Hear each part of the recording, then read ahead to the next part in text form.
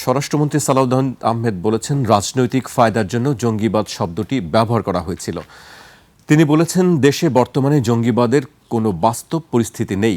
পৃথিবীর সব দেশেই কিছু চরমপন্থী বা র্যাডিক্যাল গ্রুপ থাকতে পারে, তবে সেটাকে জঙ্গিবাদ বলা যাবে না। প্রধানমন্ত্রীর তথ্য ও সম্প্রচার উপদেষ্টা ডাক্তার জাহিদুর রহমান বলেছেন, দেশে জঙ্গিবাদের একটা প্রবণতা আছে, কিছু মানুষ এর সঙ্গে জড়িত। মাঝে মাঝে তারা আরও বেশি অ্যাক্টিভ হওয়ার চেষ্টা করে, সেটাকে সরকার নিয়ন্ত্রণ করবে। দেশে জঙ্গিবাদ নিয়ে দুটো এক্সট্রিম আলোচনা আছে উল্লেখ করে তথ্য উপদেষ্টা বলেন, একটা হলো বাংলাদেশ জঙ্গিতে ভরে গেছে, আরেকটা হচ্ছে বাংলাদেশে কোনো জঙ্গি নাই। দুটোই ভুল বলে আমরা মনে করি। শরীফ ভাইকে দিয়ে শুরু করতে চাই। আর আরেকটি বিষয় তিনি বলেছেন, ডিসইনফরমেশনের ব্যাপারে একটি কঠোর অবস্থা। ফটো কার্ড নিয়ে আমরা কথা বলছিলাম, সেই ফটো কার্ড নিয়ে আমি পরে আলোচনা করতে চাই। জঙ্গিবাদ নিয়ে শরীফ ভাই কি তাদের এই বক্তব্যকে আপনি কিভাবে দেখছেন? ধন্যবাদ আপনাকে, ধন্যবাদ দর্শক শ্রোতা এবং আমার সাথের আলোচককে। আপনি গত কয়েকদিন ধরে এটা নিয়ে আবার নতুন করে আলোচনা শুরু হয়েছে।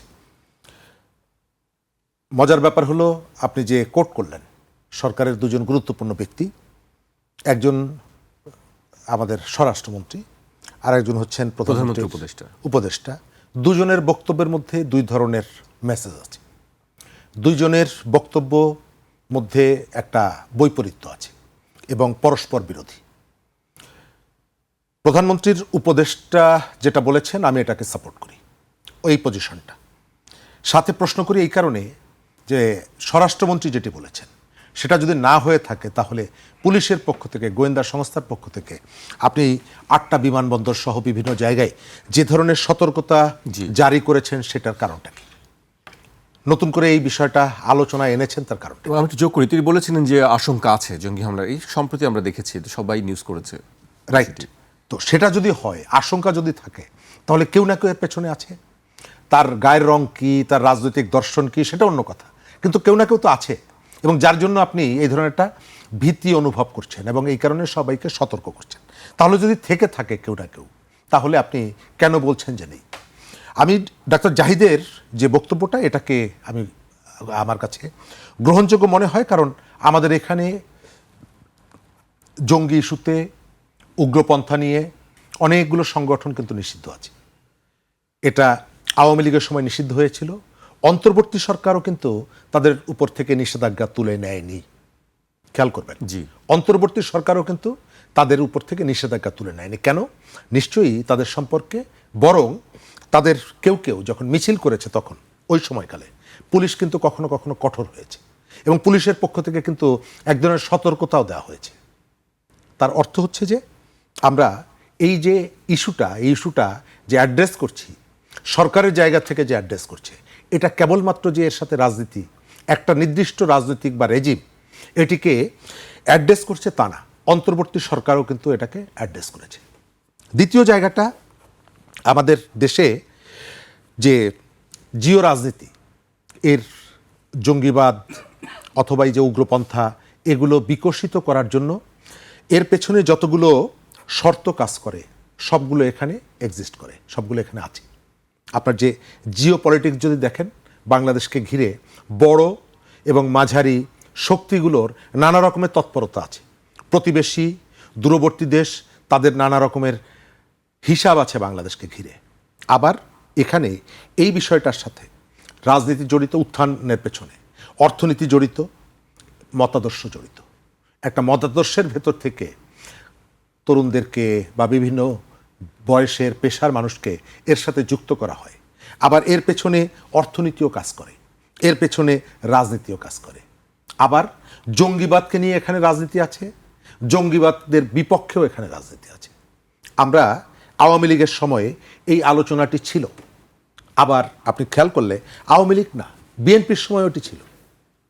আমাদের এখানে বড় কয়েকটা ঘটনা ঘটেছে, সেগুলো বিএনপির সময়। সারা দেশের অনেকগুলো জায়গায় একযোগে বোমা হামলা বলেন, শাহজালালের মাজারে ব্রিটিশ হাই কমিশনারের গায়ে গ্রেনেড হামলা বলেন, আমাদের এখানে বাংলা ভাই বা এই ধরনের আব্দুর রহমান, অন্যান্য যারা ছিলেন, সেই যে ব্যাপারগুলো, সেই ব্যাপারগুলো ছিল, এটা তো অস্বীকার করবেন না। এবং কোন সরকারের সময়? আজকে যারা সরকারি দল এবং বিরোধী দল পার্লামেন্টে, তারাই কিন্তু দুই দল মিলে যে সরকারটা ছিল, সেই সরকার কিন্তু ওই যে বাংলা ভাই সহ ওই সময় যারা ছিলেন তাদের বিচার করেছেন। সুতরাং দেখা যায় যে এদের অনেক অনুসারী এখন বলার চেষ্টা করেন যে এটি হচ্ছে একটা ভুয়া ঘটনা। যদি ভুয়া ঘটনা হয়ে থাকে, এটি একটি ক্রিয়েট করা, অন্যের পারপাস সার্ভ করার জন্য ক্রিয়েট করা, যদি সেটি হয়ে থাকে, তাহলে আপনারা যে রাজনীতি করছেন, আপনাদের যে রাজনৈতিক দল, সেই দল যখন ক্ষমতায় ছিল এবং একসঙ্গে ছিল, তখন তো আপনারা এটির বিচার করেছেন। তার অর্থ হলো যে এটি ছিল। কে পরিচালনা করেছে সেটা অন্য কথা, এটিকে কে ব্যবহার করেছে সেটা অন্য কথা। আওয়ামী লীগের সময় আমরা দেখেছি, হলি আর্টিজানের ঘটনা আমরা দেখেছি। আবার আওয়ামী লীগ এই ধরনের উগ্রপন্থাকে পুরোপুরি জামাত এবং বিএনপির কারসাজি, তাদের সৃষ্টি বলে তারা চালিয়ে দেওয়ার চেষ্টা করেছে।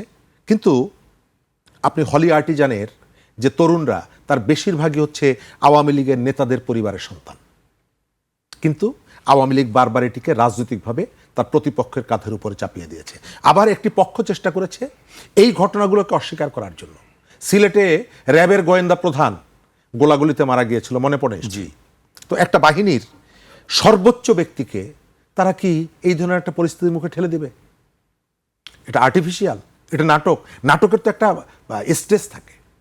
আমাদের এখানে রাজনৈতিক কাজে এটাকে ব্যবহার করা হয়েছে। আমরা বাংলাদেশের বহু অন্যায় অপরাধী তারা গ্রেপ্তার হয়নি, কিন্তু ওই চাঁপাই নবাবগঞ্জের পদ্মার চরে কোনো একটা কুঁড়ে ঘরের মধ্যে দুজন যুবক সেখানে অবস্থান করছে। আমাদের আগের যে সরকার ছিল, তাদের গোয়েন্দারা সেটি জানতে পারতো, স্বরাষ্ট্রমন্ত্রী ব্রিফ করতেন, আমরা দুজনকে ধরে ফেলেছি, চট করে ধরে ফেলেছি, এই শব্দটা তিনি বারবার বলতেন। কিন্তু বাংলাদেশের সাগররুনির হত্যাকাণ্ড, আওয়ামী লীগের পুরো রেজিমটা চলে গেল, কুমিল্লায় তনু, পুরো রেজিমটা চলে গেল, তাদেরকে ধরলেন না। তার অর্থ হচ্ছে এই যে ধরার যে কাজটা, এর পেছনে এক ধরনের রাজনীতি ছিল। আবার যেটা বলা হচ্ছে যে না, এদের কোনো উপস্থিতি নাই, এরা পুরোটাই হচ্ছে বানোয়াট, এটাও সত্যি না। কারণ আমাদের এখানে এই ঘটনাগুলো আমরা বিভিন্ন সময় দেখেছি। বিএনপি ক্ষমতায় আসলে কতগুলো উপসর্গ বিএনপিকে নানা দিক থেকে চেপে ধরে। তার একটা উপসর্গ হচ্ছে এই ধরনের উগ্রপন্থার বিস্তার, সেটি যে ধর্ম দ্বারা পরিচালিত হোক না কেন, এটি হয়। আবার আওয়ামী লীগের সময়ে কারো হাতে একটা ধর্মীয় বই পাওয়ার কারণে গ্রেপ্তার করে, এবং একটা কমন বিষয় ছিল জিহাদি বই, এবং এই কাজটি করতে গিয়ে রিয়েল যে প্রবলেমটা, সেটাকে যেভাবে অ্যাড্রেস করা দরকার, যেভাবে এটিকে ফেস করা দরকার, এবং এর বিপরীতে আপনার একটা মতাদর্শিক লড়াই, একটা সাংস্কৃতিক লড়াই গড়ে তোলার ভেতর থেকে এই ধরনের মতাদর্শ যে আপনি কেবলমাত্র অস্ত্র, পুলিশ, গুলি, বন্দুক দিয়ে এটাকে নিয়ন্ত্রণ করতে পারবেন না, নিয়ন্ত্রণ করা সম্ভব না, এটা না বুঝে তারা কেবলমাত্র তাদের ওই যে বিভিন্ন রকমের নতুন নতুন ইউনিট তাদের উপরে ছেড়ে দিয়েছে। আমি এই জায়গাটায় মনে করি আমাদের দেশের অনেক ধরনের সম্ভাবনা আছে, আবার অনেক ধরনের চ্যালেঞ্জ আছে। বাংলাদেশকে ঘিরে নানা রকমের পরিকল্পনাও আছে, প্রতিবেশীদের আছে, দূরবর্তী যারা আছে তাদেরও আছে, প্রতিশোধের একটা স্পৃহাও আছে অনেকের মধ্যে। সুতরাং সব দিক মিলিয়ে আপনাকে বাস্তব অবস্থাটা বিবেচনা করতে হবে, এবং এটিকে নিয়ন্ত্রণ করার জন্য, এটিকে কমানোর জন্য আমাদের মনে হয় ওই শুধুমাত্র আইন শৃঙ্খলা বাহিনীর উপরে নির্ভর না করে কি কারণে মানুষ এই পথে অগ্রসর হয়, এটা খুঁজে বের করা, সমাজতাত্ত্বিক, সমাজ বিশেষজ্ঞ, বিশ্লেষক তাদের মতামত নিয়ে আপনাকে কতগুলো বাস্তব পদক্ষেপ আপনাকে খুঁজে বের করতে।